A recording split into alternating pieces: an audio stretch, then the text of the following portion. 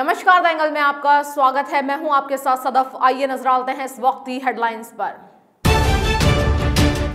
राहुल गांधी का लोकसभा चुनाव से पहले मास्टर स्ट्रोक न्यूनतम आय गारंटी योजना का किया ऐलान, पीएम मोदी पर साधा निशाना। आय से अधिक संपत्ति के मामले में बढ़ सकती है मुलायम और अखिलेश यादव की मुश्किलें, सुप्रीम कोर्ट ने सीबीआई से मांगा 2 हफ्ते में जवाब। राजस्थान के राज्यपाल कल्याण सिंह फिर चर्चा में, अलीगढ़ में सभा के दौरान की थी पीएम मोदी की प्रशंसा, वीडियो हुआ वायरल।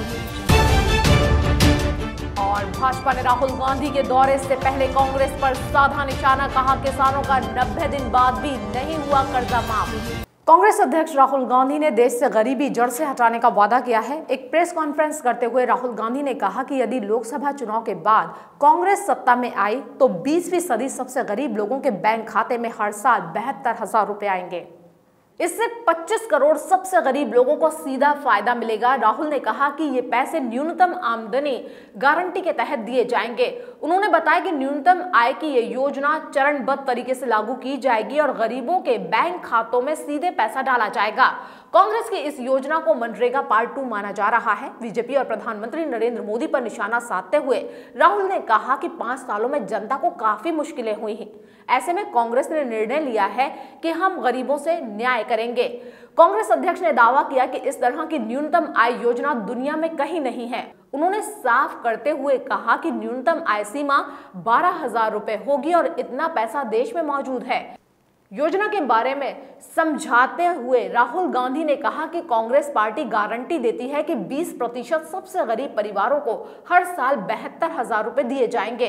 इससे हर जाति हर धर्म के गरीबों को फायदा होगा। पीएम मोदी पर सीधा हमला बोलते हुए राहुल ने कहा कि पीएम आपसे कहते हैं कि उन्होंने किसानों को पैसा दिया है, 3.5 रुपए उन्होंने किसानों को दिए, वहां तालियां बजी। देश को गुमराह किया जा रहा है। उन्होंने कहा कि बीजेपी सबसे अमीरों को पैसा देती है और हम सबसे गरीबों को पैसा देने जा रहे हैं। पिछले 5 सालों में हिंदुस्तान की जनता को बहुत मुश्किलें सहनी पड़ी, खासतौर से जो हमारे गरीब लोग हैं उनको काफ़ी मुश्किलें सहनी पड़ी थी। तो अब हम कांग्रेस पार्टी ने निर्णय लिया है कि हम हिंदुस्तान के गरीब लोगों को न्याय देने जा रहे हैं। न्याय जो हमारा मिनिमम इनकम गारंटी का स्कीम है, न्यूनतम आय योजना उसका नाम है, उसकी मैं डिटेल्स थोड़ी आज आपको बहुत खुशी से गर्व से देना चाहता हूं, क्योंकि ये शायद ऐतिहासिक ऐसा स्कीम, हिंदुस्तान को छोड़िए दुनिया में ऐसा स्कीम नहीं किया गया है। इस स्कीम की स्ट्रेंथ क्या होगी, ये स्कीम मतलब कितने लोगों को मदद करेगा। तो मैं ये आपको, हिंदुस्तान की जनता को, हिंदुस्तान के गरीबों से कहना चाहता हूं, लाइन 12,000 रुपए महीने की होगी। हां, सरप्राइज हुए ना आप, शॉक हुए ना। मतलब इतना पैसा हिंदुस्तान में भाइयों और बहनों है। तो कांग्रेस पार्टी गारंटी करती है कि हिंदुस्तान के 20% सबसे गरीब परिवारों को, शौक मत होना, अभी धमाका बढ़ने जा रहा है, 20% सबसे गरीब परिवारों को हर साल 72,000 रुपए देने जा रही है। अगर नरेंद्र मोदी जी हिंदुस्तान के सबसे अमीर लोगों को पैसा दे सकते हैं, तो कांग्रेस पार्टी देश के सबसे गरीब लोगों को पैसा दे सकती है। लोकसभा चुनाव में उत्तर प्रदेश की अमरोहा सीट से कांग्रेस के प्रत्याशी राशिद अल्वी ने चुनाव लड़ने से इनकार कर दिया है। कांग्रेस के वरिष्ठ नेता राशिद अल्वी ने इसके पीछे कोई खास वजह नहीं बताई। सूत्रों के अनुसार वे टिकट मिलने पर देरी के चलते पार्टी नेतृत्व से नाराज थे। अब सचिन चौधरी को कांग्रेस ने अमरोहा सीट से उम्मीदवार बनाया है। गौरतलब है कि राशिद अल्वी यूपी कांग्रेस की घोषणा पत्र समिति के चेयरमैन भी हैं। राशिद अल्वी का अमरोहा से उम्मीदवारी वापस लेना कांग्रेस के लिए बड़ा झटका बताया जा रहा है। राशिद अल्वी ने इसकी पुष्टि की है कि वे अमरोहा से चुनाव नहीं लड़ रहे हैं। राशिद अल्वी ने इसके पीछे निजी कारणों का हवाला दिया है। आय से अधिक संपत्ति मामले में मुलायम सिंह यादव, प्रतीक यादव और अखिलेश यादव की मुश्किलें बढ़ सकती हैं। सुप्रीम कोर्ट ने सीबीआई को नोटिस जारी कर 2 हफ्ते में प्रगति रिपोर्ट मांगी है। प्रधान न्यायाधीश रंजन गोगोई ने कहा कि 2007 में सीबीआई ने स्टेटस रिपोर्ट में कहा था कि पहली नजर में केस बनता है, इसलिए नियमित केस दर्ज कर जांच होनी चाहिए। अब कोर्ट ये जानना चाहता है कि इस केस में क्या हुआ, केस दर्ज हुआ या नहीं। वहीं मुलायम के वकील ने चुनाव के समय ऐसी याचिका का विरोध किया और कहा कि कल सब अखबारों में यह खबर होगी, लेकिन चीफ जस्टिस ने कहा कि वक्त से कुछ फर्क नहीं पड़ता, क्या हुआ हमें ये जानना है। सुप्रीम कोर्ट उस याचिका पर सुनवाई कर रहा है जिसमें समाजवादी पार्टी के नेता और उत्तर प्रदेश के पूर्व मुख्यमंत्री मुलायम सिंह यादव और उनके बेटे अखिलेश यादव, प्रतीक यादव के खिलाफ आय से अधिक संपत्ति के मामले में सीबीआई को जांच रिपोर्ट पेश करने का निर्देश देने की मांग की गई है। चीफ जस्टिस रंजन गोगोई और जस्टिस दीपक गुप्ता की बेंच ने राजनीतिक कार्यकर्ता विश्वनाथ चतुर्वेदी की नई याचिका पर सुनवाई की। एक साथ 3 तलाक को अपराध करार देने वाले अध्यादेश को चुनौती देने वाली एक और याचिका पर सुप्रीम कोर्ट ने सुनवाई करने से इनकार कर दिया है।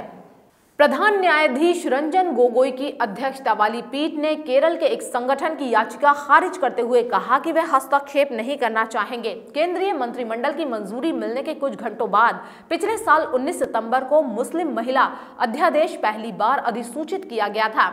एक बार में तलाक कहकर विवाह विच्छेद करने की यह प्रक्रिया तलाक के बिद्दत कहलाती है।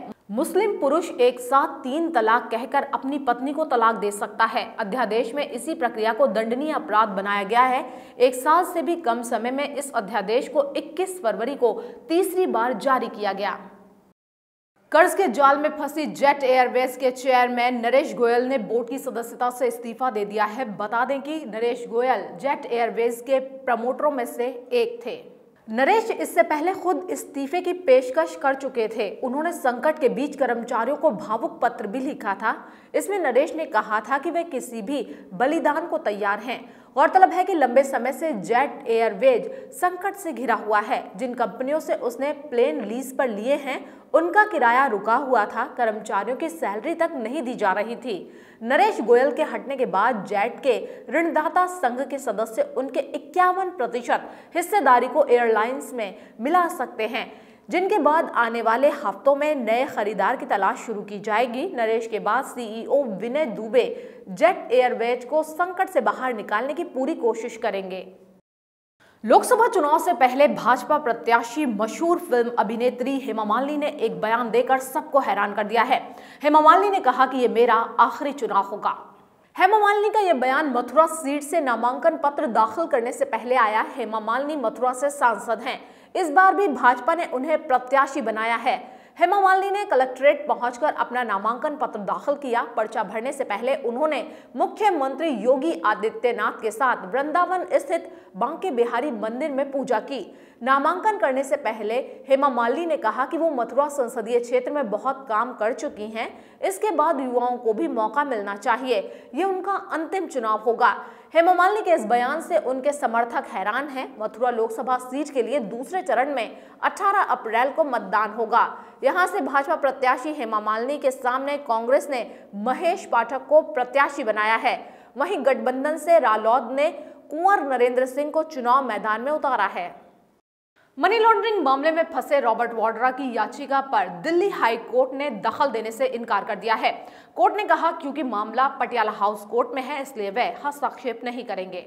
इसके साथ ही अदालत ने प्रवर्तन निदेशालय को इस मामले में 2 हफ्ते के अंदर हलफनामा दाखिल करने को कहा। प्रवर्तन निदेशालय ने कहा कि वाड्रा की याचिका में तथ्यों को छिपाया गया है। सॉलिसिटर जनरल तुषार मेहता ने कहा कि वाड्रा की याचिका सुनवाई योग्य नहीं है। वाड्रा की यह याचिका कानून प्रक्रिया का दुरुपयोग है। पिछले दिनों हुई सुनवाई में रॉबर्ट वाड्रा की अंतरिम जमानत बढ़ाने की याचिका पर प्रवर्तन निदेशालय ने कहा था कि वे जांच में सहयोग नहीं कर रहे हैं, इसलिए कोर्ट से हिरासत में लेकर पूछताछ करने की मांग की गई है।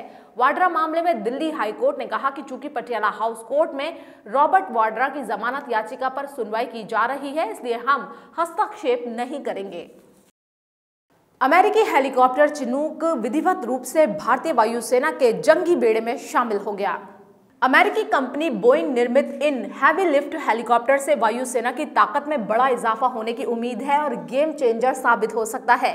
खास बात यह है कि अमेरिकी नेवी सील कमांडोज ने चिनूक हेलीकॉप्टर का इस्तेमाल ओसामा बिन लादेन को खत्म करने वाले नेपच्यून स्पीयर ऑपरेशन में किया था। चंडीगढ़ एयरफोर्स स्टेशन पर बोइंग कंपनी ने 4 चिनूक हेलीकॉप्टर वायुसेना प्रमुख air chief marshal BS Dhanoa को सौंपे। भारत ने वर्ष 2015 में 15 चिनूक हेलीकॉप्टर खरीदने का सौदा अमेरिका से किया था। उसकी पहली खेप में ये 4 हेलीकॉप्टर भारत पहुंच गए हैं। बाकी 11 भी अगले 1 साल में भारत पहुंचने की उम्मीद है। चिनूक की पहली स्क्वाड्रन चंडीगढ़ में होगी और ये द फीदर वेट्स के नाम से जानी जाती है। राजस्थान के राज्यपाल कल्याण सिंह ने प्रधानमंत्री नरेंद्र मोदी की खुलकर प्रशंसा की है। उन्होंने कहा कि उनका दोबारा चुना जाना देश और समाज की जरूरत है। संवैधानिक पद पर बैठे किसी भी व्यक्ति का इस तरह का बयान बेहद विवादास्पद है। अलीगढ़ लोकसभा सीट से घोषित भाजपा प्रत्याशी को लेकर चल रहे विरोध के बीच ऑन कैमरा राज्यपाल कल्याण सिंह ने प्रधानमंत्री नरेंद्र मोदी और बीजेपी की तारीफ की। राज्यपाल कल्याण सिंह ने कहा कि हम सभी भारतीय जनता पार्टी के कार्यकर्ता हैं और हमारा उद्देश्य नरेंद्र मोदी को प्रधानमंत्री बनाना है। दरअसल ये बातें कल्याण सिंह ने कैमरे के सामने कही, जिसके बाद ये वीडियो सोशल मीडिया पर वायरल हो गया। कल्याण सिंह ने रिपोर्टर्स से कहा कि हम सभी बीजेपी के कार्यकर्ता हैं, इसलिए हम बीजेपी की जीत चाहते हैं। सभी चाहते हैं कि पीएम मोदी एक बार और प्रधानमंत्री बने। ये देश के लिए जरूरी है और समाज के लिए भी कि पीएम नरेंद्र मोदी एक बार फिर से प्रधानमंत्री बने। राहुल गांधी के राजस्थान दौरे से पहले भाजपा ने कांग्रेस पर वार किया है। भाजपा कार्यालय में आयोजित प्रेस वार्ता में पूर्व मंत्री अरुण चतुर्वेदी ने कांग्रेस पर जमकर निशाना साधा। चतुर्वेदी ने कहा कि कांग्रेस घोषणा पत्र में किसानों के ऋण 10 दिन में माफ करने को कहा था, लेकिन 90 दिन बाद भी किसानों का कर्जा माफ नहीं हुआ। इसका जवाब कांग्रेस सरकार को जनता को देना होगा। उन्होंने कहा कि खाद लेने पहुंचे किसानों पर कांग्रेस सरकार ने लाठियां बरसाई। कांग्रेस ने अपने घोषणा पत्र में बेरोजगारी भत्ते के 3,500 रुपए देने की बात की थी, लेकिन अभी तक बेरोजगारों को यह भत्ता नहीं मिला है। कल राजस्थान में पिछली बार जब आए थे तो लोग राजस्थान विधानसभा के चुनाव के समय उन्होंने बहुत कुछ वादे किए थे और उन वादों के आधार पर राजस्थान की जनता से वोट मांगे थे। उन्होंने कहा था आने के बाद, हमारी सरकार आने के बाद 10 दिन में किसानों के संपूर्ण ऋण को माफ़ करेंगे। आज 90 दिन इस सरकार को हो चुके हैं और 90 दिन के बाद भी 99,000 करोड़ का कुल ऋण राजस्थान के किसानों के ऊपर था। राजस्थान की सरकार बार बार झूठ बोलती रही, खुद अपने मुंह से गुणगान करती है कांग्रेस की सरकार। वो आंकड़ा आता है लगभग 1500 करोड़ के ऋण माफ़ी का। इसलिए जवाब दें, ये संपूर्ण ऋण माफ़ी की बात करके आपने राजस्थान के किसानों को वोट लिए थे, उन किसानों के ऋण माफ़ी का हिसाब देकर के कितने दिन में उस संपूर्ण ऋण माफ़ी वो करेंगे, इसका जवाब देके जाएं। एक और वादा उन्होंने राजस्थान के बेरोजगार युवाओं को किया था। उनका हमारी सरकार आने के बाद हम 3500 रुपये प्रतिमाह बेरोजगारी भत्ता देंगे। 90 दिन इस सरकार को हो चुके हैं। पहले उन्होंने घोषणा की कि हम बेरोजगारी भत्ता 3500 से कम करके 3000 रुपये, और वो भी 2 माह के आधार पर हम देने की बात की, जबकि वास्तव में जो आंकड़ा उपलब्ध है वो 33 लाख के आसपास राजस्थान में बेरोजगार हैं। उन्होंने कहा हम 1 लाख लोगों को देंगे, और जो मानदंड बनाने की बात की है, जिन मानदंडों के आधार पर हम बात करें तो मात्र उस आंकड़े में 52,000 युवा आते हैं, और उनको भी 3500 की जगह 3000 का वो आश्वासन देते हैं, आदेश निकालते हैं। और धरातल पर देखें तो एक भी बेरोजगार को बेरोजगारी भत्ता उसके बैंक खाते में ट्रांसफ़र करने का काम अभी तक नहीं हुआ। ये राजस्थान के युवाओं के साथ पूरी तरह से छलावा करने का काम इस कांग्रेस सरकार के द्वारा किया गया है। पाकिस्तान, अफगानिस्तान और बांग्लादेश से आए अल्पसंख्यकों को काफी दिक्कतों का सामना करना पड़ रहा है। खास तौर पर पाकिस्तान विस्थापित हिंदुओं को भारतीय नागरिकता लेने में कठिनाई आ रही है। राज्य सरकार और केंद्र सरकार की ओर से कोई प्रोत्साहन नहीं दिया जा रहा है। इससे विस्थापितों को आर्थिक और सामाजिक जीवन में बड़ी परेशानी का सामना करना पड़ रहा है। जयपुर के मालवीय नगर स्थित पाथेय भवन में आयोजित बैठक में विस्थापितों को होने वाली परेशानी पर वार्ता की गई। बैठक में पाक विस्थापित पीड़ित और इस क्षेत्र में काम करने वाले संस्थानों के प्रमुख उपस्थित रहे। आज की जो बैठक है उसका उद्देश्य पाक विस्थापित हिंदू जो हमारे भाई आए हुए हैं उनकी नागरिकता को लेके और पुनर्वास को लेके क्या क्या समस्याएं हैं वह उनका समाधान किस प्रकार से हो सकता है केंद्र सरकार के द्वारा, राज्य सरकार के द्वारा, विभिन्न संगठनों के प्रयास के द्वारा, उसको लेके हम लोग आज यहाँ पे सब लोग एक मंच पे इकट्ठे हुए हैं, उसकी चर्चा कर रहे हैं। और हम यह उम्मीद करते हैं कि हम सब साथ मिल के सरकार से, केंद्र सरकार से, राज्य सरकार से नागरिकता के संबंध में जो पाक विस्थापित हिंदू भाइयों की समस्याएं हैं उनका समाधान सब लोग संयुक्त रूप से मिलकर करने में प्रयास करेंगे। और इसी के साथ इस बुलेटिन में इतना ही। खबरों का सिलसिला लगातार जारी रहेगा, आप बने रहिए हमारे साथ। नमस्कार।